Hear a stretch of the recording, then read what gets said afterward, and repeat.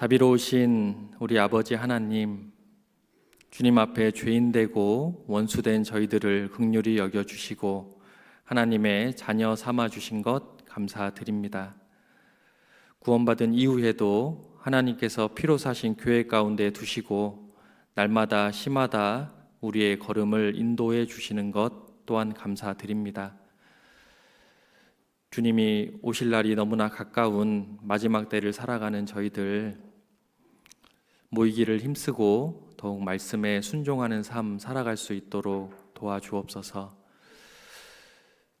이 여수 지역에 이뤄진 영혼들을 긍휼히 여기셔서 귀한 교회를 세워주셨습니다. 우리 여수 교회를 통해서 하나님의 역사가 힘있게 나타나기를 간절히 원합니다. 담임 목사님을 중심으로 온 임원들과 온 성도님들께서 하나 되게 하신 것을 힘써 지키고 주님의 사명을 온전히 이루어 갈 수 있도록 주님께서 도와주시기를 간절히 원합니다. 오늘 말씀을 통해서 우리의 마음을 또한 비춰주시고 하나님 앞에 부족한 것이 있다면 가르쳐 주시고 잘못한 것이 있다면 또 책망해 주셔서 좌로나 우로나 치우치지 않고 온전히 믿음의 길을 걸어갈 수 있도록 도와주옵소서. 우리 성도님들 가운데 여러 믿음의 시험 가운데 있는 분 있다면 말씀 가운데 믿음을 더하여 주셔서 여러 장애물들을 능히 넘어갈 수 있도록 도와주시고 영육 간에 또 어려움을 겪고 계신 분 있다면 합당한 은혜로 또 채워주셔서 부족함 없이 하나님을 온전히 섬길 수 있도록 역사해 주시기를 원합니다. 해외에서 수고하고 계시는 많은 선교사님들과 그의 가정들 또 교회를 위해서 기도합니다. 마지막 시대에 복음이 온 세계에 또 전해지는 그 말씀을 이루고자 순종하는 그 걸음 위에 함께해 주셔서 하나님의 역사를 힘있게 나타내 주옵소서. 마음이 뒤로 물러나 침륜에 빠지지 않도록 인도하여 주시고 그 마음의 위로함과 강건함을 더해 주시기를 간절히 원합니다. 오늘 말씀의 시종을 오직 아버지께 의지합니다. 이 모든 것 저희를 사랑하시는 예수님의 이름으로 기도드렸습니다. 아멘. 다 함께 구약성경 사무엘상 1장을 찾아보겠습니다. 구약성경 사무엘상 1장입니다. 1장 19절부터 20절 2절의 말씀 찾아보겠습니다.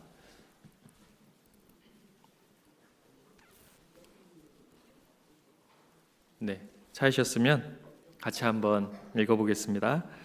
그들이 아침에 일찍이 일어나 여호와 앞에 경배하고 돌아가서 라마의 자기 집에 이르니라. 엘가나가 그 아내 한나와 동침하매 여호와께서 그를 생각하신지라. 한나가 잉태하고 때가 이름에 아들을 낳아 사무엘이라 이름하였으니 이는 내가 여호와께 그를 구하였다 함이더라. 네, 오늘 말씀의 제목은 나의 사무엘이라는 제목으로 말씀을 상고해 보려고 합니다. 혹시 사무엘이라는 이름의 뜻이 무엇인지 아세요? 네, 방금 읽었던 본문 말씀에 그 이름의 뜻이 나와 있습니다. 20절 후반부에 보면 사무엘이라 이름하였으니 이는 내가 여호와께 그를 구하였다 함이더라. 한나는 하나님 앞에 자식이 없었습니다. 그래서 하나님께 자식을 구하는 기도를 했죠. 내가 여호와께 그를 구하였다. 하나님께서는 그 기도에 응답해 주셨습니다. 그리고 사무엘이라 하는 아들을 허락해 주셨죠. 사무엘이 신명기 6장에 보면 쉐마라는 말이 있잖아요. 이스라엘아 들으라 할 때 그 쉐마요. 쉐마에 엘이 붙었습니다. 엘 하나님이잖아요. 하나님께서 들으셨다. 사무엘이라는 뜻을 가지고 있는데 어찌 보면 오늘날로 이야기하면 기도 응답이라는 뜻을 가지고 있는 것입니다. 여러분도 인생 중에 결코 포기할 수 없는 기도의 제목이 있지 않으십니까? 하나님께서 들어주시지 않으면 마음이 너무 답답해서 견딜 수 없는 그러한 제목이 있지 않으십니까? 한나에게도 그러한 기도 제목이 있었고, 한나는 하나님께 기도했습니다. 그리고 하나님께서 응답해 주셨죠. 어떤 분은 아직 구원받지 못한 나의 가족들이 나의 사무엘이신 분이 있고, 또 어떤 분은 구원은 받았으나 교제 가운데 함께하지 못하고 있는 자녀들, 어렸을 때는 함께 했지만 어느덧 세상으로 나가 있어서 하나님을 찾지도 않고 구하지도 않는 그 자녀들을 보면서 눈물을 흘리시는 자매님들을 볼 때가 참 많이 있습니다. 한 해 한 해 지나가는데도 여전히 돌아오지 않는 그 자녀들을 보면서 눈물로 기도하고 계시는 분들이 있죠. 그러한 자녀들이 어떤 분에게는 나의 사무엘입니다. 또 어떤 분은 구원받고 신앙생활을 잘 하고 싶은데 이 신의 성품, 이 그리스도를 닮아가는 일이 쉽지가 않아서 항상 하나님 앞에 계속 기도하고 계신 분도 계시고, 또 어떤 분들은 직분을 맡았는데 너무 감당하기 힘들어서 하나님 앞에 그것을 잘 감당할 수 있도록 붙잡고 기도하시는 분도 있습니다. 그러한 것들이 나의 사무엘이신 분들이 많죠. 혹시 아파트 청약 당첨 뭐 이런 것을 나의 사무엘로 여기고 계신 분은 없으시죠? 네. 하나님께서 그 뜻에 맞는 기도에 응답해 주시는데, 한나는 어떻게 그 기도에 응답을 받았을까? 오늘 말씀을 통해서 좀 교훈을 받아보고자 합니다. 이 시대적인 상황을 좀 이해하고 살펴보면 저희가 더욱 도움이 될 것 같은데요. 이 사무엘상, 그러니까 이 한나가 활동했던 그 시기가 어느 시기였냐면 사사기 시대였습니다. 앞에 성경을 보면 사사기, 룻기, 사무엘상하 이렇게 이어지잖아요. 사사기 시대 하면 한마디로 정의하기를 영적 암흑기라고 이야기를 합니다. 왜냐하면 여호수아가 죽고 이스라엘 백성들이 그 시작은 하나님께 묻는 것으로 시작을 했다가 그 사사기 끝에 가보면 자기 소견에 옳은 대로 행하고 있었죠. 그러니까 계속 반복되는 잘못을 계속 저질렀습니다. 하나님을 멀리 떠나서 우상을 섬기니까 하나님께서 주변 나라들을 일으켜서 이스라엘을 괴롭게 했죠. 그들이 그래서 회개하고 다시 하나님께 기도합니다. 하나님께서는 사사를 보내주셔서 그들을 구원했죠. 또 평화의 시기가 쭉 지속이 됩니다. 그런데 도로 우상을 섬기고 이러한 과정들이 계속 반복되는 시기가 사사기 시기입니다. 그런 사사기의 시대를 보면 우리의 모습을 또 보는 것도 같아요. 반복되게 잘못된 일을 하고 있는 우리의 모습이요. 혹시 파리 자주 보시죠? 파리. 네. 사무실에 이렇게 파리가 한 마리 날라와서 딱 앉아요. 그럼 어떻게 합니까? 네. 뭐 이렇게 용지를 하나, 종이를 꺼내서 어때요? 한번 잡아보려고 하죠. 툭 칩니다. 어떻게 될까요? 못 잡죠? 네. 파리가 날아갑니다. 지금 파리는 죽을 뻔했는데 겨우 피했잖아요, 그렇죠? 근데 희한하게 그 파리가 도로 그 자리에 와서 앉습니다. 많이 보셨죠? 그럼 또 어떻게 합니까? 또 때리죠. 잡아요? 못 잡았습니다.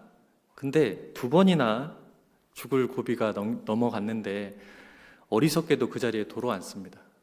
이번에는 이제 파리채를 구해 와서 잡죠. 근데 이스라엘 백성들이 마치 그렇게 반복되어서 하나님 앞에 죄를 짓고 있었습니다. 왜 그 시기를 영적 암흑기라 했는가? 그 이유가 있는데 우리 사무엘상 3장 1절 한번 보겠습니다.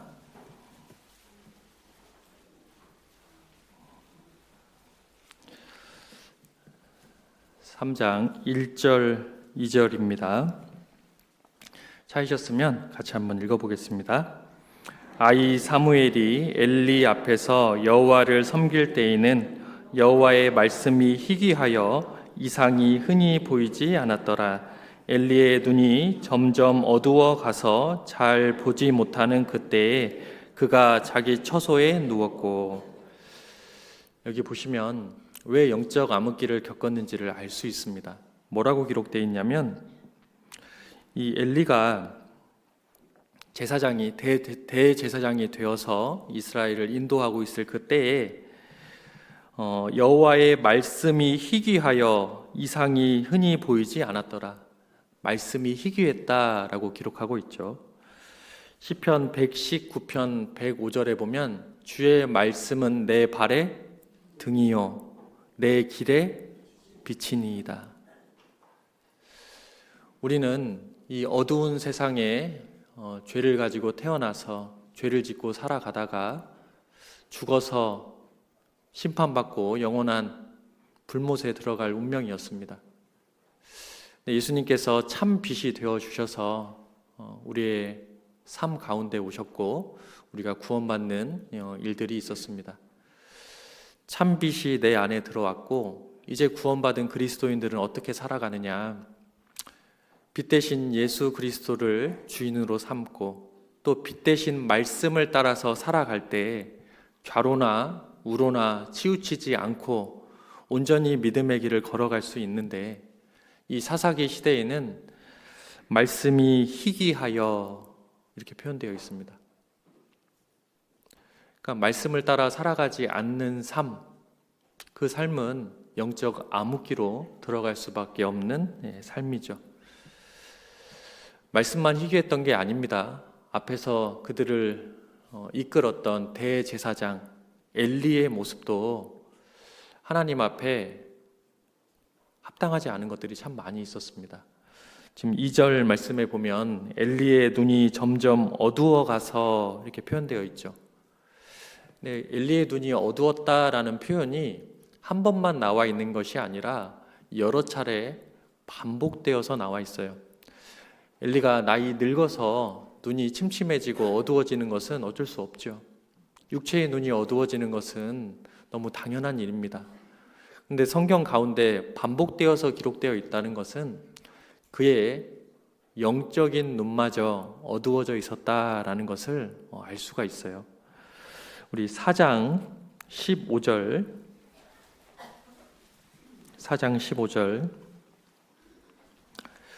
때에 엘리의 나이 98이라 그 눈이 어두워서 보지 못하더라. 그리고 18절 같이 한번 읽어보겠습니다. 하나님의 괴를 말할 때에 엘리가 자기 의자에서 자빠져 문 곁에서 목이 부러져 죽었으니 나이 많고 비둔한 영고라. 그가 이스라엘 사사가 된 지 40년이었더라. 하나님을 섬기는 그 성소에서는 의자가 없거든요. 이제 서서 일을 하는 모습을 나타냅니다. 근데 그가 죽을 때 의자에 앉아서 비둔한 영고로 죽었다. 또한 그의 눈이, 영적인 눈이 어두워져서 간절하게 기도하고 있는 한나를 보면서 뭐라고 이야기합니까? 술에 취했다라고 이야기하죠. 아마 그 당시에 술 먹고 제사 지내러 오시는 분들이 많이 있었나 봐요. 영적 암흑기였으니까. 그래서 똑같은 사람인가 보다 하고 한나를 보면서 저 술에 취한 거 아니냐 이렇게 바라볼 수도 있었을 것 같습니다. 엘리도 그 신앙이 하나님 앞에 온전치 않았고 그 자식들은 어땠을까요? 하나님은 그 자식들을 이렇게 표현합니다. 2장 12절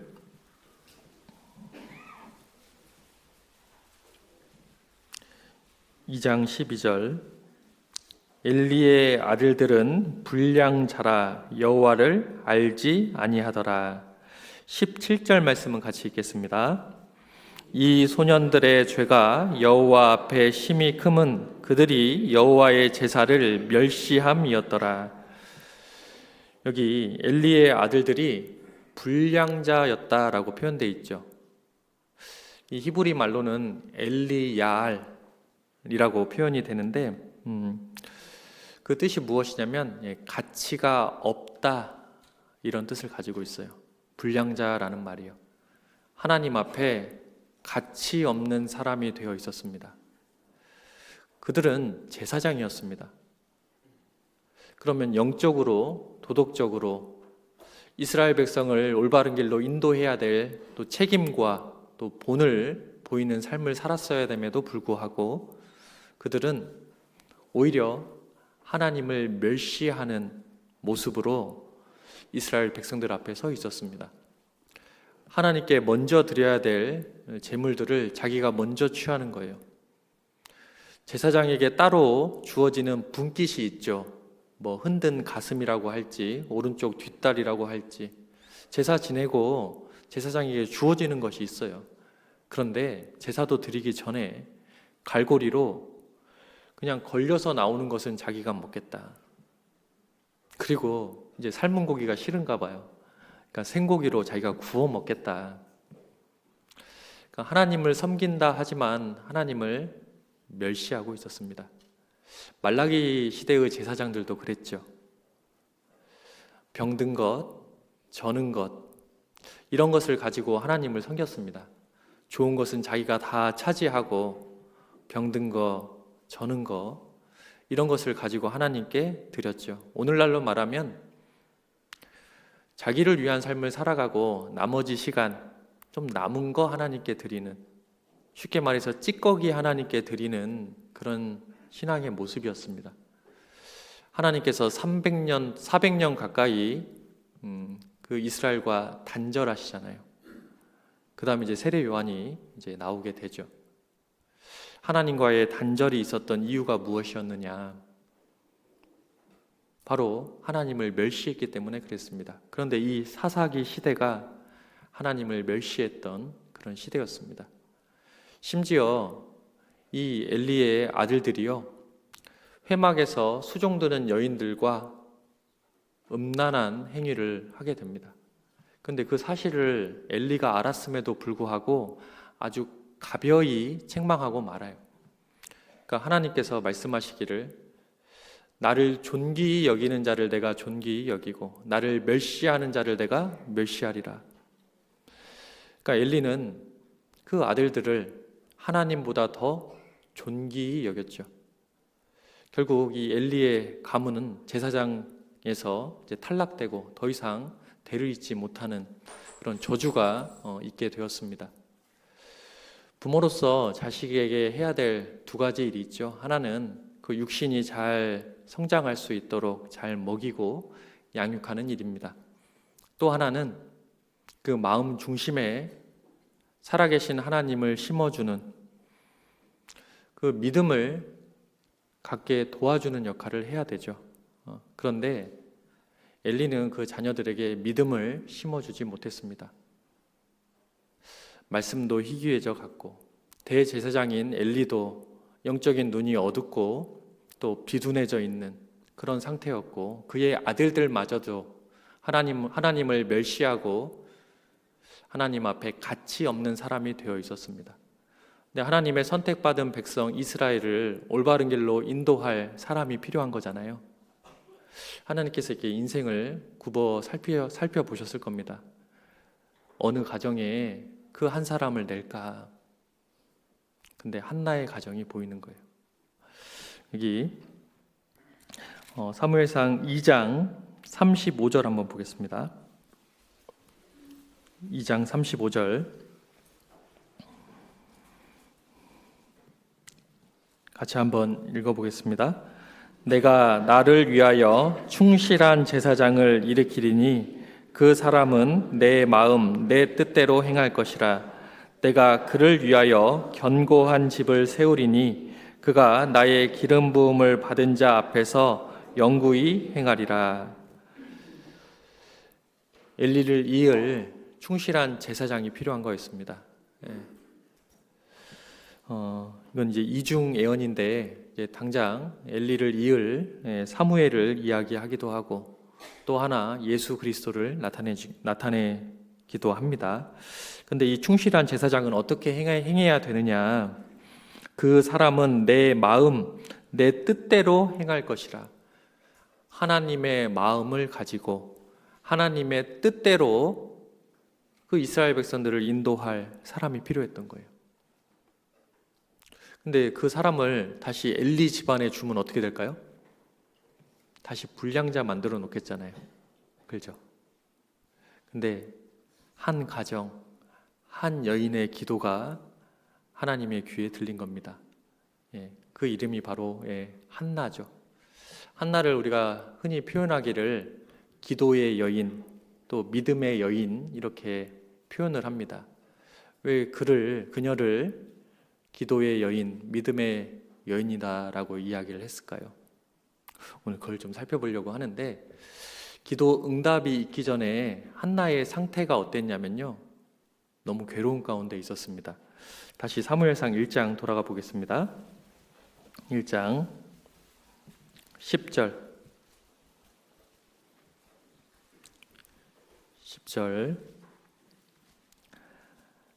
한나가 마음이 괴로워서 여호와께 기도하고 통곡하며 그리고 15절입니다. 한나가 대답하여 가로되 나의 주여 그렇지 아니하니이다. 나는 마음이 슬픈 여자라. 기도에 응답하기 이전에 한나의 상태를 보니까 어때요? 자기는 마음이 괴롭다. 마음이 슬픈 여자다. 라고 표현하고 있습니다. 왜 마음이 괴롭고 슬플까요? 자녀가 없었습니다. 그 당시 유대 사회에서는 자녀가 없으면 마치 저주받은 것처럼 잘못된 생각을 가지고 있었던 것 같습니다. 예전에 불과 몇십 년 전만 해도 우리나라도 그랬죠. 며느리가 아이를 낳지 못하면 또 아들을 낳지 못하면 마치 저주받은 것처럼 시부모님께서 막 이야기하시는 경우도 있고 그게 그렇게 오래된 이야기가 아닙니다. 그렇죠? 그러니까 이 당시에도 시편 127편 3절에 보면 자식은 여호와의 주신 기업이요 태의 열매는 그의 상급이로다. 그러니까 자식은 하나님이 주신 기업이고 상급이다. 이러니까 자식이 없으면 마치 하나님이 저주한 것처럼 잘못 오해하고 있었어요. 그런데 믿음의 사람 가운데에서도 자식이 없었던 경우들이 많이 있었습니다. 아브라함과 사라를 한번 보세요. 사라의 경수가 끊어질 때까지 자식이 없었잖아요. 그들은 하나님을 섬기고 믿음 가운데 살았던 사람들입니다. 근데 자식이 없었어요. 또 세례 요한의 아버지 사가랴와 엘리사벳도 제사장이었는데 느지막 나이가 많이 들 때까지 아이가 없이 하나님을 온전히 섬기고 있었습니다. 그러면 그 아브라함과 또 사가랴 부부는 하나님 앞에 저주받은 걸까요? 그렇지 않죠. 하나님의 섭리 가운데 있는 겁니다. 자식은 누가 주시냐면 하나님께서 주시죠. 그들의 잘못 때문에 자식을 주지 않는 게 아니라 때로는 하나님의 섭리 때문에 자식을 갖게 하지 않거나 늦게 주시는 경우도 종종 있습니다. 한나도 그런 경우 중에 하나였죠. 근데 주변 사람들은 마치 저주받은 여인이다 이렇게 손가락질하고 있었을 거예요. 그러니까 마음이 괴롭지 않겠습니까? 그런데 가까이에 있는 사람, 한나의 남편의 이름이 엘가나라는 남편인데 그가 아마 한나가 아이를 갖지 못하니까 첩을 들였던 것 같아요. 첩의 이름이 뭔지 아세요? 분인나입니다. 분인나. 여기 2절 한번 보시겠습니다. 1장 2절. 그에게 두 아내가 있으니 하나의 이름은 한나요 하나의 이름은 분인나라. 분인나는 자식이 있고 한나는 무자하더라. 어떻게 이름이 좀 분이 나요? 안 나요? 근데 이 분인나도 여자의 인생으로 이렇게 살펴보면 아이를 낳으면 저 남편이 나를 사랑하겠지, 이런 마음을 품지 않았을까요? 근데 여전히 아이를 낳았음에도 불구하고 마음은 누구한테 있어요? 한나한테 있어요. 또 한나의 인생도 보세요. 자기를 사랑해주는 남편이 있어요. 그런데 아이가 없으므로 마음이 슬프고 괴로워하고 있어요. 어때요? 둘 다 고통이 있고 어려움이 있는 삶이죠. 그런데 이 둘의 태도는 완전 다릅니다. 믿음이 있었던 한나는 기도로 나아갔는데 분인나는 어떻게 했을까요? 분이 나잖아요, 그죠? 그러니까 가만두지 않는 거예요. 여기 6절 한번 보시겠습니다. 여호와께서 그로 성태치 못하게 하심으로 그 대적 분인나가 그를 심히 격동하여 번민케 하더라. 매년에 한나가 여호와의 집에 올라갈 때마다 남편이 그같이 하매 분인나가 그를 격동시키므로 그가 울고 먹지 아니하니 그 남편 엘가나가 그에게 이르되 한나여 어찌하여 울며 어찌하여 먹지 아니하며 어찌하여 그대의 마음이 슬프뇨 내가 그대에게 10 아들보다 낫지 아니하뇨. 여기 보면 계속 심히 격동했다라고 이제 계속 표현되어 있죠. 아마 이 분인나가 마음이 힘들 때마다 이 한나 옆에 가가지고 자식도 못 낳으면서 하면서 계속 안 좋은 소리를 했을 거예요. 사람마다 아킬레스건이 있죠. 모든 걸 잘 하는 게 아니잖아요. 좀 연약한 부분도 있고 단점도 있고, 그리고 건드리면 안 되는 그러한 것도 있잖아요, 그죠? 근데 이 분인나가 자기 마음이 괴로울 때마다, 남편이 자기를 사랑해주지 않을 때마다 계속 그 발작 버튼을 계속 누르는 거예요. 그러니까 한나는 계속 그것을 당하고 있으니 얼마나 힘들겠습니까? 한나는 분인나를 볼 때마다 마음이 어땠을까요? 막 악한 마음이 올라오지 않았을까요? 그리고 똑같이 복수해주고 싶은 마음이 올라오지 않았을까요? 그런데 한나는 분인나에게 복수했다라는 말이 없어요. 그는 오히려 기도하고 통곡하고 서운하며 기도했다라는 말이 있어요. 한나가 왜 기도의 사람이냐고 하면 이러한 고난이 있을 때 그는 하나님 앞으로 나아갔습니다. 자기가 원수 갚으려고 하지 않았던 거예요. 그리스도인의 3대 대적이 있죠. 뭔지 아세요? 어떤 분은 김자매, 박자매, 이자매라고 이야기를 하는데, 내 육신, 또 이 세상, 사단 마귀가 3대 대적입니다. 사실 우리는 육신이 있는지라 사단 마귀가 우리의 육신을 막 충동질할 때가 있어요. 시기심이 올라올 때, 막 악한 마음이 올라올 때가 있어요. 근데 그것을 하나님의 말씀 안에서, 신앙 안에서 잘 마음을 지키고 다스려 가야 되는데, 그것에 충동질이 되면 어떻게 되느냐? 그 악이 나오는 거예요. 눈에 보일 때는 김자매, 박자매, 이자매가 충동질, 이렇게 악이 나오는 것처럼 보이지만 사실 그 속에 사단 마귀가 충동질하는 것들이 있습니다. 그 형제요 자매를 미워하는 것이 아니라 그 악한 사단 마귀와의 싸움이 필요한 거죠. 한나는 분인나를 대적하지 않았습니다. 오히려 하나님 앞에 무릎을 꿇고 기도하죠. 여러분, 어려운 일이 있을 때 바로 기도할 것 같습니까? 여러분 어떠십니까?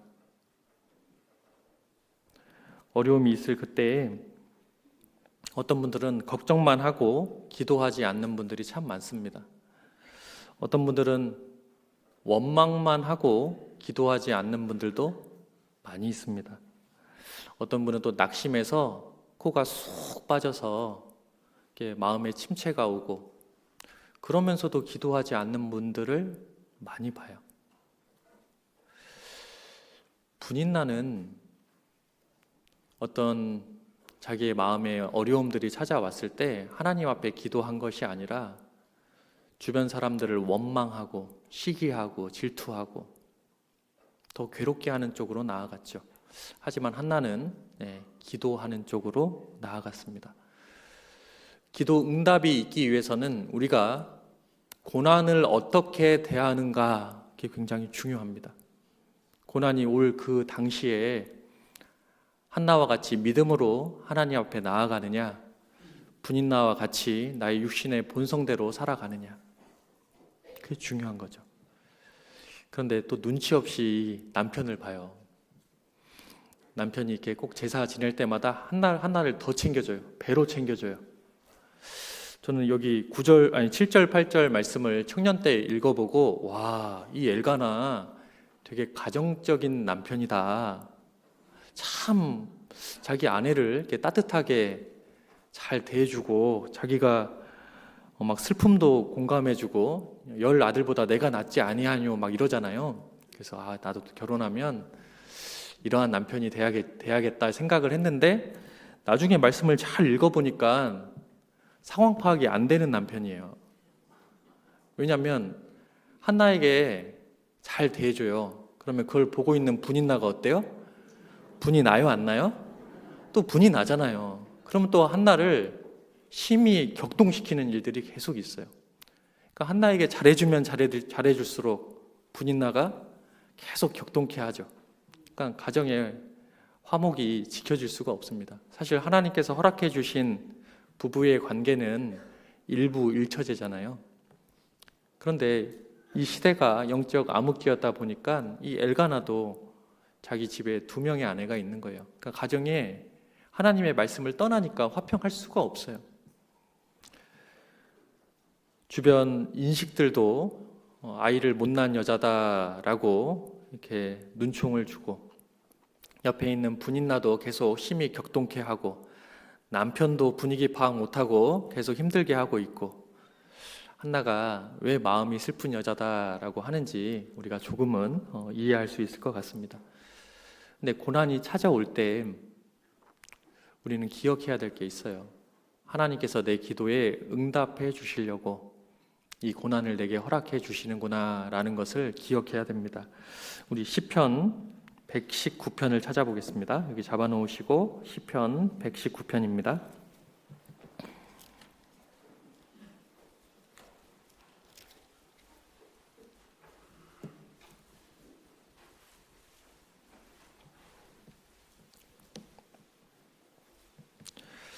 시편 119편 71절.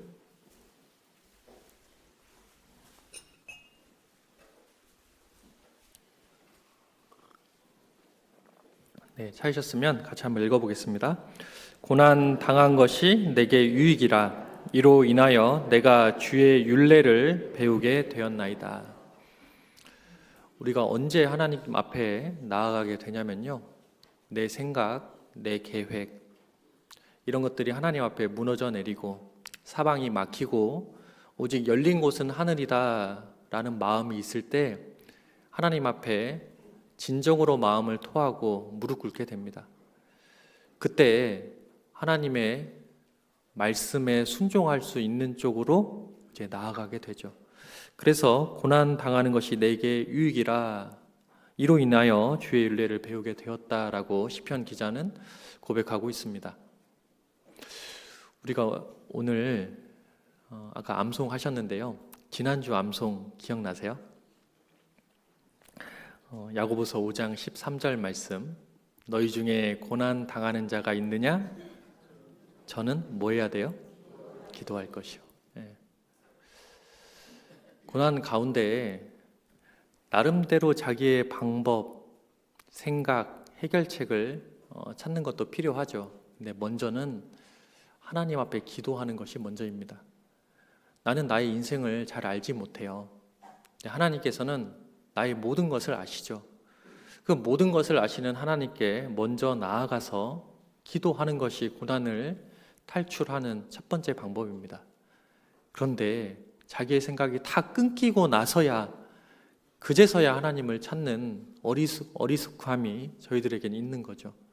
하나님은 먼저 주님께 기도하라. 하나는 그 고난 가운데 하나님 앞에 무릎을 꿇고 통곡하면서 기도하였습니다. 우리 고린도 후서 1장도 한번 찾아보겠습니다. 고린도 후서 1장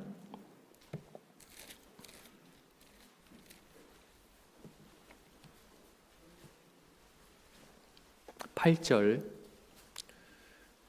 고린도 후서 1장 8절입니다.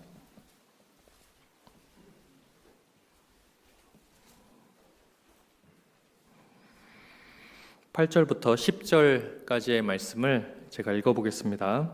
형제들아, 우리가 아시아에서 당한 환난을 너희가 알지 못하기를 원치 아니하노니 힘에 지나도록 심한 고생을 받아 살 소망까지 끊어지고 우리 마음에 사형 선고를 받은 줄 알았으니 이는 우리로 자기를 의뢰하지 말고 오직 죽은 자를 다시 살리시는 하나님만 의뢰하게 하심이라. 그가 이같이 큰 사망에서 우리를 건지셨고 또 건지시리라. 또한 이후에라도 건지시기를 그를 의지하여 바라노라. 우리에게 고난을 주시는 이유가 무엇이냐? 자기를 의뢰하지 말고 오직 하나님만 의뢰하게 하려 하심이라. 하나님만 의뢰하게 하려고 고난을 허락해 주시는 거예요. 내 생각대로, 내 뜻대로 무엇을 하다가 그 일이 안 될 때가 참 많잖아요. 그 실패라는 그것은 하나님께서 주신 축복일 수 있습니다. 왜냐하면 그 실패를 경험할 때, 내 생각이 잘못되었구나. 나는 이 문제를 다 스스로 해결할 수 있는 강한 존재가 아니라 연약한 존재였구나. 내가 하나님의 말씀을 떠나서 내 생각대로 하려고 했던 것이 하나님께서 잘못했다라고 알려주시는 사인이 그 실패구나. 그러면 하나님께서 인도해 주시는 대로 내가 순종해야겠구나라는 것을 알려주시기 때문에 실패는 선물과도 같습니다. 내가 하나님의 말씀에 온전히 순종하고 복종할 때, 말씀은 법칙이잖아요. 그 말씀을 따라 살아가는 사람에게 하나님께서는 축복해 주시고 감당할 수 있는 또 믿음과 힘을 더해 주시게 됩니다. 그러니까 장애물이 더 이상 장애물이 되지 않고 그것을 넘어가게 되는 거죠. 그래서 고난을 주신 이유가 무엇이냐? 주님의 윤례를 더 배우도록, 또 내 생각을 내려놓고 온전히 하나님만 의뢰하게 하려고 우리에게 고난을 허락해 주시는 거죠. 그 고난 가운데 우리의 믿음이 성장하고 믿음이 나타나게 됩니다. 어떤 분들은 이제 신앙에 따라서 하나님께서 주시는 고난의 크기가 좀 다르거든요. 얼마 전에 어떤 자매님이 교제를 회복하고 오셨습니다. 근데 이제 회사를 다니시는데 이제 밥 먹기 전에 식전 기도를 해야 되냐 말아야 되냐 막 이런 고민이 오신 거예요. 말씀을 배워보면 하나님을 부끄러워하지 않고 기도하는 게 너무나 마땅한데 사람들을 보자니 너무 부끄러운 거예요. 그리고 용기도 나지 않고, 또 이제 술을 마셔야 되냐 말아야 되냐 이런 고민들이 와요. 이제 막 갓 구원받고 얼마 안 되면 이러한 시험과 고난이 찾아오게 되죠. 그래서 이렇게 교제해 줬습니다. 우리가 아가서에 보면 이제 백합화가 향기가 아주 진한데 꼭 가시나무 가운데 백합화 이렇게 이야기하잖아요. 그 고난 가운데 그 향기가 더욱 진하게 나는 거거든요. 내가 그리스도인임을 밝힐 수 있는 절호의 기회가 무엇이냐면 바로 식전 기도입니다. 나는 하나님을 믿는 사람입니다. 그러니까 식전 기도를 아주 잠깐 짧게 하고 끝나는 게 아니라 정말 하나님 앞에 진심으로 기도하는 거예요. 그 사람들이 이걸 보겠죠. 저 사람은 하나님 믿는 사람이구나. 그럼 이제 술자리가 와요. 그럴 때 맨날 이제 처음에 핑계 대잖아요. 제가 아직 한약을 먹고 있어서, 제가 알러지가 있어서. 근데 언제까지 그렇게 핑계 대고 있겠습니까? 주신 거 감사한데 제가 하나님 믿는 사람이라 음료수로 대신 받겠습니다. 담대하게 이야기할 수 있어야 하잖아요. 언제까지 사람이 무서워서 그렇게 도망 다니고 있을까요? 그 고난 가운데 내가 그리스도인이다라는 향기를 진하게 낼 수 있는 기회이거든요. 그렇죠. 그래서 고난을 허락해 주신 또 하나의 이유는 하나님을 나타내기 위한, 향기를 드러내기 위한 방법으로 고난을 허락해 주실 때가 있습니다. 그 가운데 신앙이 성장하게 되는 거죠. 그래서 한나가 고난이 있었는데 나의 사무엘, 내가 기도하는 것들이 잘 이루어지지 않고 고난이 올 때, 그때 나의 육신의 본성대로 할 것이 아니라 하나님만 의뢰하고 더욱 기도하는 것이 필요하다라는 것을 한나는 우리에게 이야기해 줍니다. 근데 그의 기도는 어땠을까요? 그의 기도를 좀 교훈 받아보자면 12절, 우리 사무엘상 1장 12절입니다. 사무엘상 아까 잡아놨던 1장 12절, 그가 어떻게 기도했는지 한번 보겠습니다. 12절 한 절만 같이 읽어보겠습니다. 그가 여호와 앞에 오래 기도하는 동안에 엘리가 그의 입을 주목한즉, 이 한나는 하나님 앞에 오래 기도합니다. 이제 분인나의 충동질 가운데에서도, 조롱과 멸시 가운데에서도, 또 마음의 슬픔 가운데에서도 그는 자기가 기도하는 것을 포기하지 않고 오래 기도했습니다. 그리고 반복적으로 기도했어요. 그리고 끝까지 기도했습니다. 그가 어떻게 이렇게 오래 기도하고 끝까지 기도하냐면, 그게 이루어지지 않으면 안 되는 너무나 중요한 내용이기 때문에 포기하지 않는 거예요. 어떤 분들은 기도해놓고 내가 한 기도가 뭔지도 까먹는 분이 계셔요. 그건 왜 그럴까요? 그건 마치 그냥 순간 올라오는 그런 욕구에 의한 기도이기도 하고, 아니면 너무 중요하지 않은 그러한 기도의 제목이기도 합니다. 그렇기 때문에 오래 기도하지 않아요. 반복적으로 기도하지 않아요. 끝까지 기도하지 않습니다. 아이들 뭐 사달라고 이렇게 이야기할 때 바로바로 사주나요? 그렇지 않으시죠? 그게 정말 그 아이한테 필요한 건지 살펴보잖아요. 근데 아이들이 뭐 한두 번 이야기하다가 금방 잊어먹어요. 또 다른 거 사달라고 또 이렇게 이야기할 때가 있죠. 그러니까 그게 중요한 게 아니니까 그래요. 근데 시간이 한참 지났는데도 계속 반복적으로 요구하는 것들이 있어요. 그거는 그만큼 마음이 크기 때문에 계속 반복해서 요구하는 거죠. 마찬가지입니다. 한나는 마음 가운데 결코 이루어지지 않으면 안 되는 너무나 귀한 기도의 제목이기 때문에 포기하지 않고 많은 핍박과 멸시와 조롱이 있는 가운데에서 계속 기도했어요. 우리도 나의 사무엘, 나의 기도 제목이 이루어지기 위해서는 주변이 뭐라고 이야기하든, 누가 나한테 손가락질을 하든, 마음이 슬프든 어찌하든 하나님 앞에 오래 기도하고 반복적으로 기도하고 끝까지 기도하는 것이 필요합니다. 우리 누가복음 18장을 한번 찾아보겠습니다. 누가복음 18장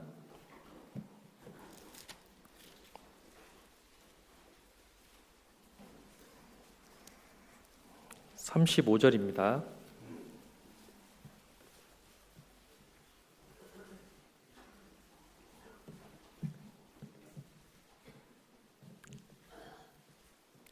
(35절부터) 43절까지를 제가 한번 읽어보겠습니다. 여리고에 가까이 오실 때에 한 소경이 길가에 앉아 구걸하다가 무리의 진함을 듣고 이 무슨 일이냐 물은데 저희가 나사렛 예수께서 지나신다 하니 소경이 외쳐 가로되 다윗의 자손 예수여 나를 불쌍히 여기소서 하거늘 앞서 가는 자들이 저를 꾸짖어 잠잠하라 하되 저가 더욱 심히 소리질러 다윗의 자손이여 나를 불쌍히 여기소서 하는지라. 예수께서 머물러 서서 명하여 데려오라 하셨더니 저가 가까이 오매 물어 가라사대 내게 무엇을 하여 주기를 원하느냐 가로되 주여 보기를 원하나이다.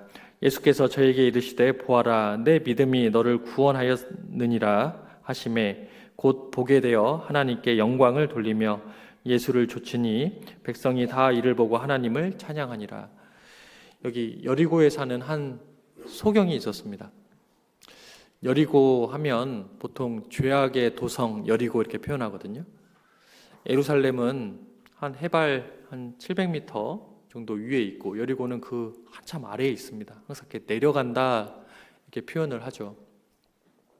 그래서 이제 죄악의 도성으로 상징이 됩니다. 거기에 살고 있는 한 소경이었죠. 소경의 소원이 무엇일까요? 보기를 원하나이다. 근데 예수님께서 막 오병이어의 기적도 일으키고 죽은 자를 살리기도 하고 귀신을 내쫓기도 하고 이러한 소문을 들었어요. 근데 그 예수님께서 여리고를 지나가신다는 거예요.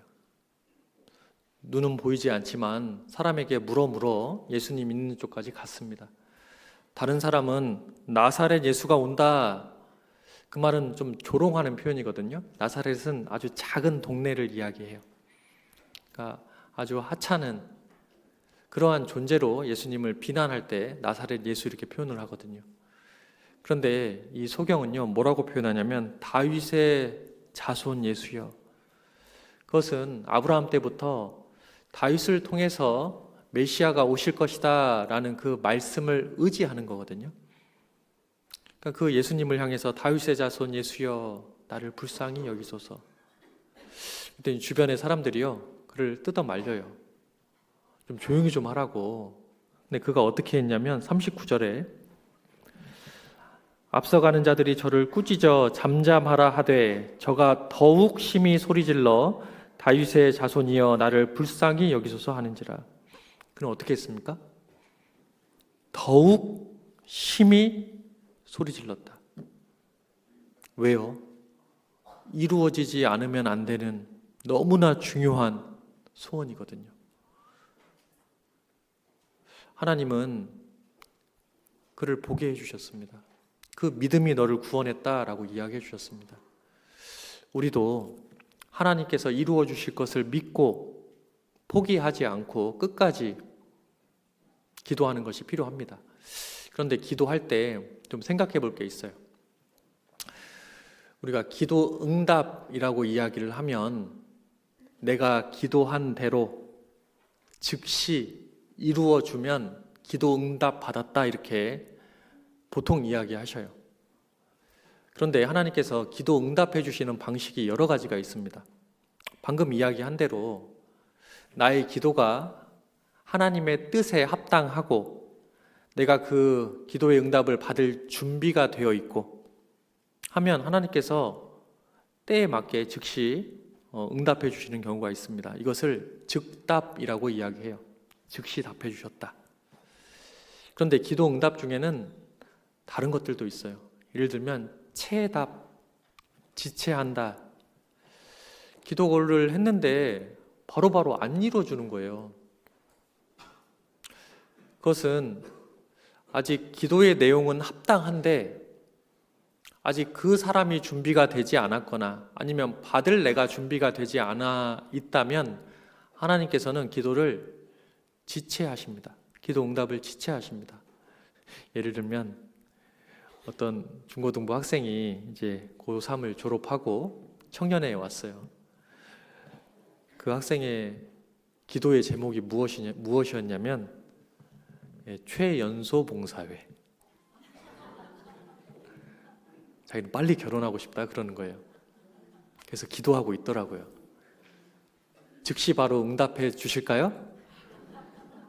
그 기도의 내용은 합당하지만 아직 준비가 안 돼 있잖아요. 그럼 어떻게 합니까? 하나님께서 응답을 안 해주셔요. 지체해 주셔요. 그게 하나님의 기도의 응답인 거예요. 또 하나는 하나님께서 변답을 해주실 때가 있어요. 나는 A라고 기도했는데 하나님은 B를 제시해 주는 경우가 있거든요. 왜냐하면 사람의 생각은 한계가 있잖아요. 모든 것을 아시는 하나님께서 A보다는 너한테는 B가 더 잘 어울려 하고 B를 주실 때가 있어요. 그걸 변답이라고 합니다. 또 어떨 때는요, 하나님께서 거절하실 때가 있어요.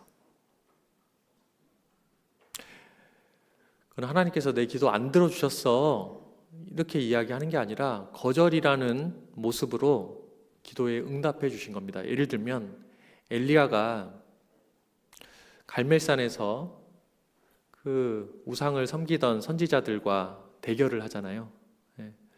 근데 하늘에서 불이 내려와서 엘리야가 승리하게끔 됩니다. 이스라엘 백성들이 그 모습을 보면 이제 머뭇머뭇하지 않고 하나님을 섬길 줄 알았는데 그들의 태도가 어때요? 여전히 머뭇머뭇하고 있는 거예요. 이제 이세벨이 그 모습을 보고 내가 엘리야를 반드시 죽인다. 그러니까 이제 엘리야가 도망갔죠. 이제 원하는 대로 되지 않으니까 어때요? 기도한 대로 되지 않으니까 엘리야가 마음이 무너져 내렸어요. 그래서 하나님 앞에 죽기를 구합니다. 그럼 오냐? 죽어라. 이러실까요? 하나님이 거절하시죠. 아직 너를 통해서 해야 될 일들이 있단다. 그렇죠. 거절이라는 모습을 통해서 기도 응답해 주신 겁니다. 그러니까 우리가 난 하나님 뜻대로 기도했는데 왜 안 들어주셔? 그건 기도 응답을 못 받았다 그런 게 아니라 다른 모습으로 기도에 응답해 주고 계시는 겁니다. 우리는 내가 기도한 내용이 하나님의 뜻에 맞고 그렇다면 포기하지 않고 계속 기도하는 게 필요해요. 가장 적당한 때에 가장 적당한 방법으로 하나님께서 그것을 이루어 주심을 믿고 계속 기도하는 게 필요합니다. 한나는 그렇게 여러 핍박과 조롱, 어려움들이 있었지만 포기하지 않고 오래 기도했습니다. 또 하나 그의 기도의 모습을 보면 다시 사무엘상 1장 돌아오시면요. 1장 10절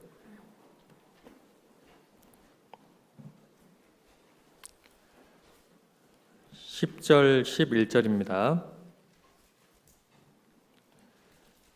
같이 한번 읽어보겠습니다. 한나가 마음이 괴로워서 여호와께 기도하고 통곡하며 서원하여 가로되 만군의 여호와여, 만일 주의 여종의 고통을 돌아보시고 나를 생각하시고 주의 여종을 잊지 아니하사 아들을 주시면 내가 그의 평생에 그를 여호와께 드리고 삭도를 그 머리에 대지 아니하겠나이다. 여기 한나가 마음이 괴로워서 기도하고 통곡하고 어디까지 나아가냐면 서원하는 기도까지 나아가요. 아들을 주시면 그를 나시린으로서 하나님께 드리겠노라고, 하나님의 사람으로 드리겠다라고 서원하는 기도를 하는 거예요. 그러니까 기도의 목적을 분명히 하고 있죠. 한나는 하나님 저기 보세요, 분있나 저렇게 신앙도 엉망이고 사람들 충동질 시키기나 하고 저런 사람한테는 아이 주시고 왜 나한테는 안 주세요? 자기의 영광을 위해서 기도했을까요? 하나님 저기 보세요, 이스라엘 사람들이 저보고 애 없는 여자라고 계속 놀려요. 마음이 너무 괴롭습니다. 아이를 주세요. 이렇게 기도했을까요? 자기의 영광을 위해서 기도한 것이 아니라 하나님의 영광을 위해서 기도하고 있습니다. 목적을 분명히 하고 기도하고 있는 거죠. 우리의 기도는 어떨까요? 어떤 분은 이제 큰 질병에 걸릴 때가 있습니다. 그러면 당장 이제 죽을 병이 걸리고 아픔이 있으니까 이 병 낫게 해주세요 하며 기도가 끝나는 경우가 있어요. 아니죠. 기도의 목적을 분명히 해야 하잖아요. 하나님, 이번에 회복시켜 주시면 아직 구원받지 못한 우리 가족들에게 담대히 전하겠습니다. 내가 머뭇머뭇했는데 이제 나에게 시간이 없다는 것을 분명히 알고 더욱 담대히 전하겠습니다. 내가 그동안에는 일하느니라 봉사도 자주 못하고 그랬는데 하나님 한 번만 더 기회 주시면 더 열심히 교회 안에서 살아가겠습니다. 하루하루를 더욱 소중히 여기고 살아가겠습니다. 무슨 하나님을 향한 목적을 분명히 하고 기도해야 되는데 그런 목적은 없어요. 그냥 낫게 해주세요. 그러한 기도는요, 하나님을 믿지 않는 사람들도 흔히 하는 기도입니다. 뭐 돈 벌게 해주세요, 낫게 해주세요, 승진하게 해주세요. 근데 그 목적이 어디에 있습니까? 자기를 위한 기도라면 하나님께서 응답해 주시지 않을 거예요. 근데 한나는 나 시인으로서 하나님께 드리겠습니다. 근데 하나님께서 인생을 이렇게 굽어 살펴보시는데 하나님의 마음으로, 하나님의 말씀대로 이스라엘 백성들을 인도할 사람을 찾고 있었잖아요. 근데 한나가 그에 딱 맞는 기도를 하고 있는 거예요. 하나님께 드리겠노라고. 그 기도를 하나님께서 들으신 거였습니다.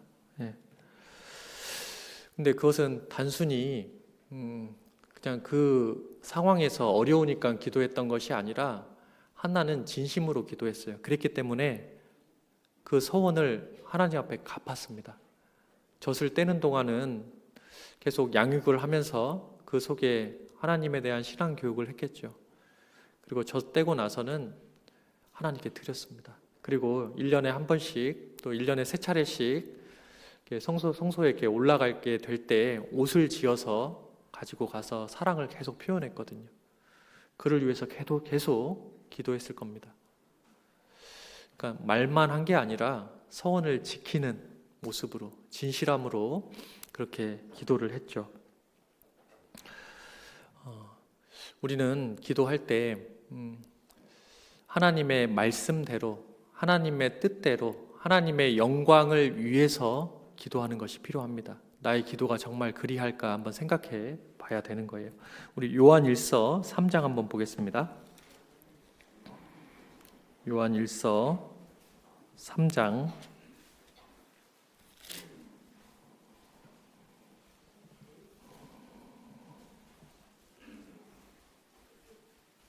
21절부터 23절입니다. 요한일서 3장 21절부터 23절 같이 한번 읽어보겠습니다.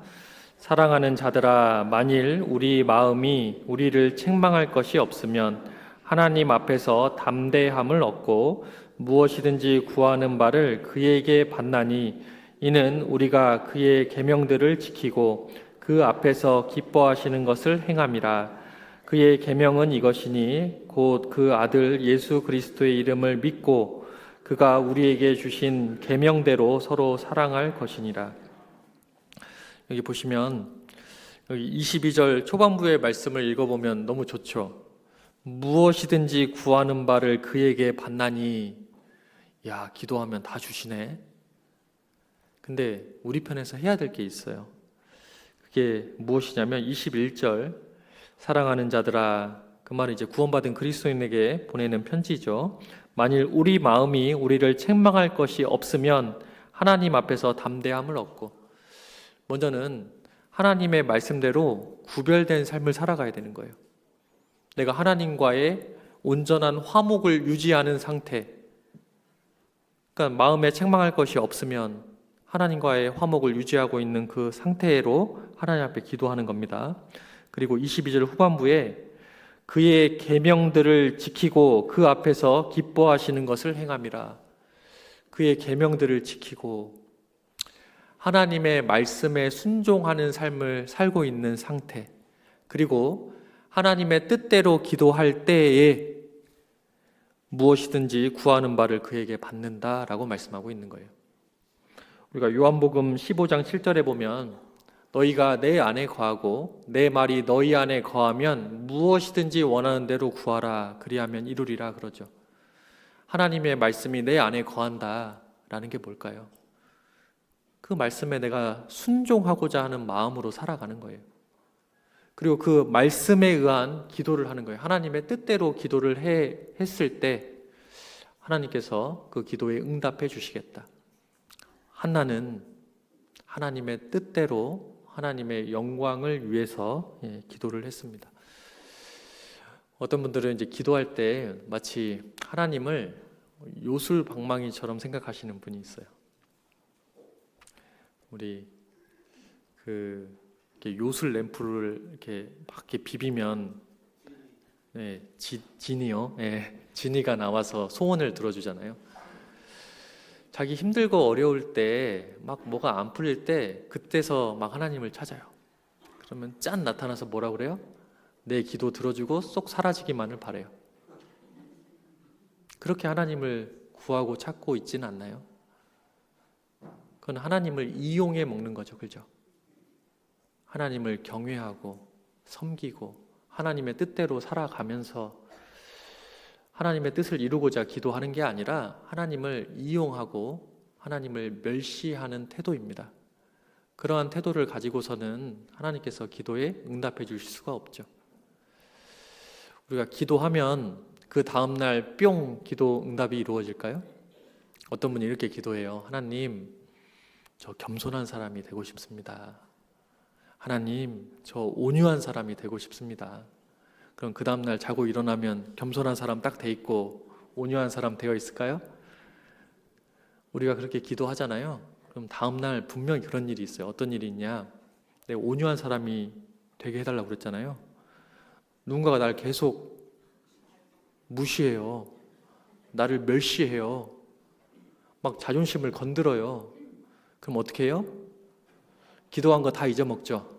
온유한 사람이 되게 해주세요. 뭐 이런 거 상관없이 그냥 마음에 있는 대로 막 악한 소리를 퍼붓고 막 따지고 욕하고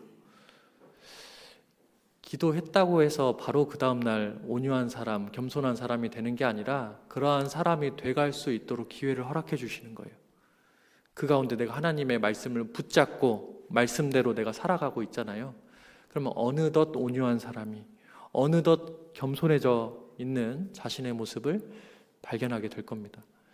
그러니까 말씀대로 내가 순종하고자 하는 마음, 하나님의 뜻대로 살고자 하는 마음이 있을 때 그 기도가 이루어져 가는 거잖아요. 근데 그러한 마음은 전혀 없어요. 그냥 욕구적으로 그냥 이루어졌으면 좋겠다 이런 마음에 기도한다면 그 기도는 하나님께 응답되지 않을 겁니다. 다시 잡아놓았던 사무엘상 1장 여기 세 번째 기도의 모습이 있습니다.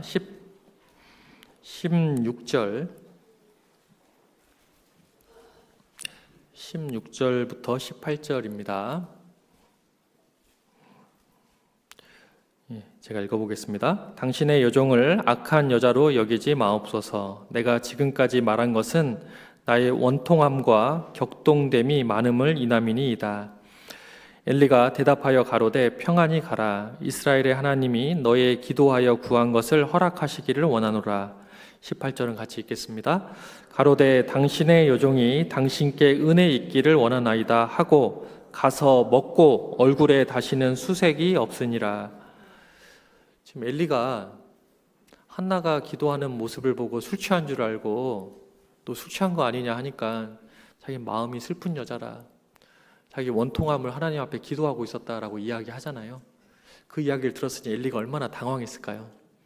그래서 그의 진심의 마음을 보고 하나님께서 너의 기도한 것을 허락하기를 원하노라 라고 축복의 말을 해주었어요. 근데 그 말을 들은 한나의 태도가 바뀌었습니다.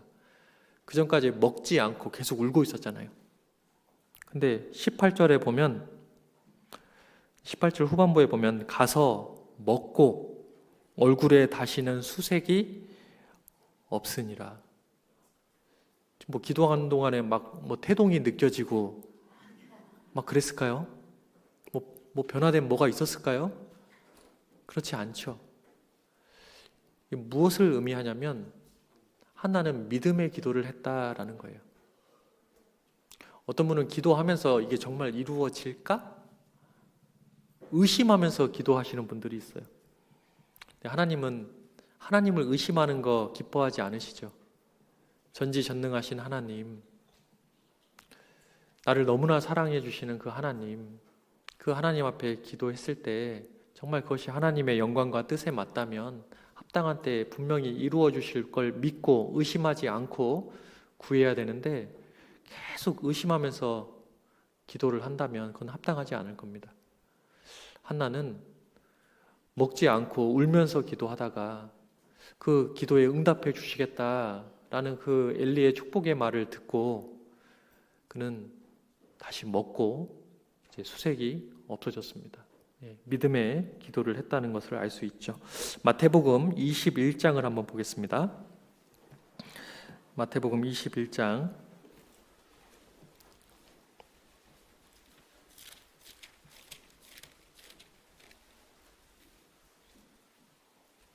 21절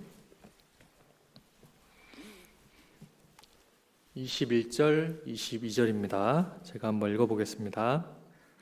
예수께서 대답하여 가라사대 내가 진실로 너희에게 이르노니 만일 너희가 믿음이 있고 의심치 아니하면 이 무화과 나무에게 된 이 일만 할 뿐 아니라 이 산도로 들려 바다에 던지우라 하여도 될 것이요 너희가 기도할 때 무엇이든지 믿고 구하는 것은 다 받으리라 하시니라. 여기 보면 이 산도로 들려 바다에 던지우라, 이건 사실 기적과 같은 일이거든요. 여러분 한번 잘 생각해 보세요. 하나님을 알지 못하고 이 세상이 전부인 줄 알고 살아가는 그 사람이 예수 그리스도를 구주로 받아들이고 하나님을 섬기는 사람으로 변화되는 거, 이거 기적이지 않습니까? 그건 사람의 노력으로 되는 것이 아니죠. 성령께서 그 마음 가운데 역사해 주실 때 그러한 놀라운 기적의 모습이 나타납니다. 그 기적과 같은 일이 언제 나타나느냐? 여기 만일 너희가 믿음이 있고 의심치 아니하면, 믿음으로 구하고 의심하지 않으면 믿고 구하는 것은 다 받으리라. 그러니까 믿음으로 구할 때, 의심하지 않을 때 하나님께서 그 기적과 같은 일들을 이루어 주신다. 의심하면 조금만 어려움만 있어도요, 금방 포기해버려요. 설마 될까 하면서 쭈뼛쭈뼛하고 더 이상 나아가지 않고 담대하지 못하죠. 하나님은 온전히 믿고 담대히 행하는 그 사람에게 그 일을 이루어 주신다, 이렇게 약속해 주셨습니다. 한나는 믿음으로 기도했습니다. 마지막, 한나가 어떠한 모습으로 또 기도했냐면요, 우리 사무엘상 2장 한번 보겠습니다. 2장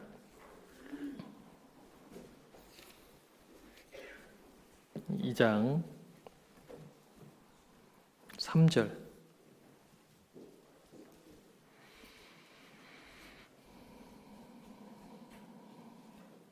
2장 3절 같이 한번 읽어보겠습니다.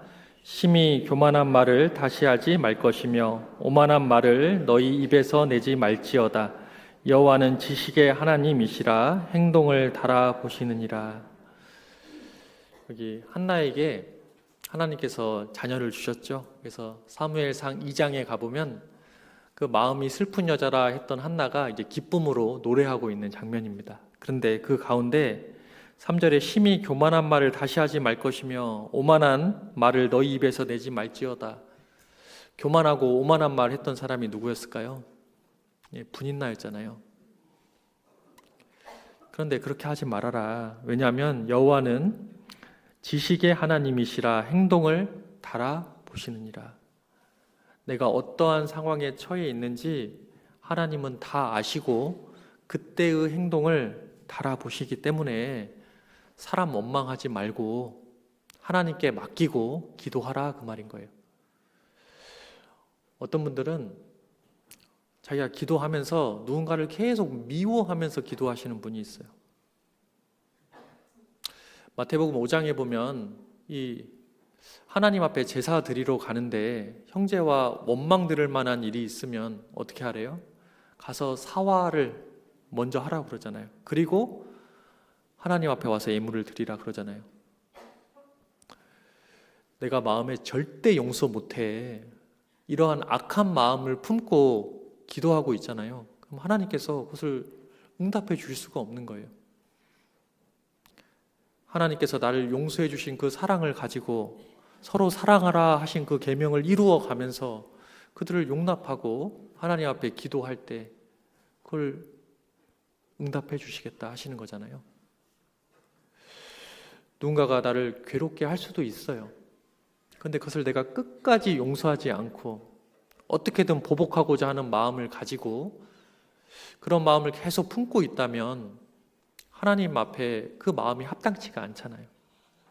그러니까 그 기도에 응답하기가 너무너무 어려운 거예요. 우리 말씀 한번 찾아보겠습니다. 마가복음 11장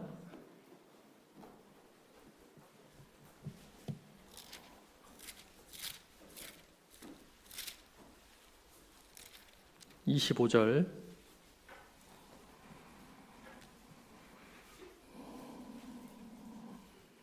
25절 한 절만 같이 읽어보겠습니다. 서서 기도할 때에 아무에게나 혐의가 있거든 용서하라. 그리하여야 하늘에 계신 너희 아버지도 너희 허물을 사하여 주시리라 하셨더라. 혐의가 있거든. 근데 그 앞에 뭐예요? 서서 기도할 때. 기도하는데 누가 계속 마음에 걸려요. 근데 혐의가 있거든 어때요? 용서하라. 그 사랑의 마음으로 하나님 앞에 기도하라. 그럼 하나님과의 관계가 화평을 유지한 상황에서 그 기도에 응답해 주시겠다. 이렇게 약속해 주시는 겁니다. 마음이 좁은 사람은요, 자기가 복수하려고 들어요. 우리가 마음이 간장 종지 같다 이런 말 쓰는데, 간장 종지에 들어가 있는 소금 보면 간장 종지 찍어보면 짜잖아요. 근데 똑같은 소금의 양인데 어떤 큰 대야에 똑같은 소금을 넣고 물을 부었어요. 그럼 짠맛이 날까요? 안 날까요? 전혀 안 나죠.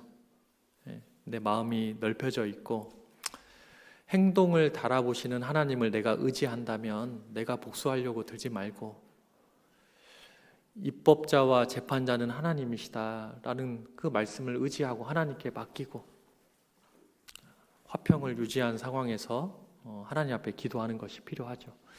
한나는 분인나를 보복하지 않았습니다. 그에게 원망, 어떤 악한 감정을 품고 기도하지 않았습니다. 용서하는 마음을 가지고 기도를 했던 거예요. 그래서 오늘 한나가 했던 4가지 기도의 모습을 좀 살펴보았습니다. 제가 사실 이 말씀을 준비하면서 저 자신을 먼저 생각하고 말씀을 준비했습니다. 왜냐하면 저한테도 나의 사무엘이 있습니다. 제가 학생 때 혼자 구원을 받고 이제 고등학교 1학년 때부터 이렇게 친구 따라서 이렇게 신앙생활을 했는데 부모님이 계속 교회 가는 걸 반대하고 좀 어려움들이 있었습니다. 이제 좀 20년이 지나서 부모님이 이제 구원을 받으셨어요. 그리고 지금 교회에 출석하고 계시고, 근데 아직 누나가 구원을 받지 못했습니다. 항상 악한 이야기를 해요. 뭐 지옥에 가도 내가 가는데 신경 쓰지 말아라. 그러니까 매번 말씀을 들어보자 이야기하면 어떻게 되겠어요? 언쟁이 됩니다. 언쟁. 한마디도 안 져요. 그러다 보니까 조금 거리를 두는 게 낫겠다. 이런 생각을 좀 가졌습니다. 그래서 한 2년, 3년 이렇게 거리를 두는데 제 마음이 그 누나를 위해서 더 기도하고 있을까요? 식어져 있을까요? 기도하고 있었으면 좋을 텐데 좀 마음이 식어져 있더라고요. 그 마음이 누구의 마음이냐면 엘리의 마음입니다. 엘리. 비둔한 연고라 마음에 살이 찌는 거예요. 마음에 살이 찌면 뭐가 건드려도 느낌이 안 나죠. 이 세상은 마지막 때라고 계속 뉴스에서 말씀대로 이루어지는 것을 우리가 보고 살아가는데, 근데 누나를 보고도 이 한나처럼 간절히 애통하면서 서원의 기도를 하면서 기도하지 않고 있는 저의 모습을 발견했습니다. 내가 이렇게 해서는 하나님께서 기도 응답해 주시지 않겠다. 이렇게 미지근하게 살아서는 결코 하나님께서 기도 응답해 주시지 않겠다. 근데 한나의 기도를 보았습니다. 한나는 때로는 싫은 소리 들어도 오해와 핍박과 어려움들이 있다 하더라도 오래 기도하고 포기하지 않았습니다. 그리고 자기의 영광을 위해서 기도하는 것이 아니라 한 영혼이 구원받으면 하나님께서 너무 기뻐하시잖아요. 하나님의 영광을 위한 기도를 했습니다. 그리고 믿음으로 기도했죠. 지금 얼마나 계속 지옥 가도 내가 간다 이렇게 악한 말까지 하는데 될까? 이런 의심의 마음이 아니라 반드시 이루어 주실 것이다 하는 마음으로, 그리고 미워하는 마음이 아니라 용서와 사랑의 마음으로 기도할 때 그 기도에 응답해 주신다라는 것을 배우게 됐습니다. 그리고 그렇게 기도하고 있습니다. 여러분에게도 나의 사무엘이 분명 있으리라 믿습니다. 주님 오실 날이 너무나 가까워진 이때에 라오디게아 교회처럼 미지근한 모습으로 아유 어떻게 되겠지 그러는 게 아니라 하나님을 더욱 붙잡고 하나님만 의뢰하게 하려 하심이라 더욱 무릎 꿇고 그 기도가 응답되기를 간절히 원합니다. 그래서 오늘 말씀을 통해서 또 나의 기도들이 이렇게 다 또 이루어지시기를 이렇게 간절히 바라고 원합니다. 여기까지 말씀드리겠습니다. 자비로우신 아버지 하나님, 저희를 사랑해 주시고 놓지 않으시고 늘 함께해 주심에 감사드립니다. 우리 여수교회 형제 자매님들 서로 사랑하는 가운데 이웃에게 사랑을 또 담대히 전하고 하나님의 뜻을 이루어 갈 수 있도록 도와주시기를 간절히 원합니다. 교회가 계획하고 있는 모든 일 앞에 앞서 행해 주시고 선한 뜻을 또 나타내 주셔서 모두가 기쁨과 감사함으로 그 모든 것을 감당할 수 있도록 도와주옵소서. 마지막 때 미지근한 신앙의 자세가 아니라 더욱 뜨겁게 살아갈 수 있도록 도와주옵소서. 예수님 이름으로 기도드렸습니다. 아멘.